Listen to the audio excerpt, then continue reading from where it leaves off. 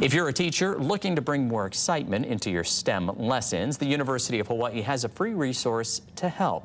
The UH STEM Pre-Academy is expanding its toolkits for teachers' lending library. That's ahead of the 2025-2026 school year. The program offers nearly 100 toolkits, everything from 3D printers and robotic kits to rain simulators and wave tanks, all available at no cost for Hawaii's K-12 educators. The goal is to give students hands-on experience with real-world science, engineering, and technology.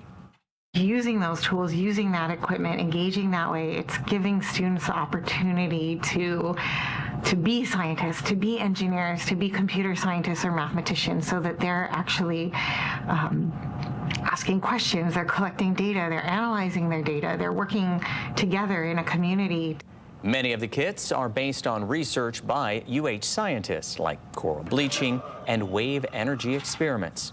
Educators can borrow the kits through the Pre-Academy's Manoa office Monday through Friday. More details are online at the UH STEM Pre-Academy website.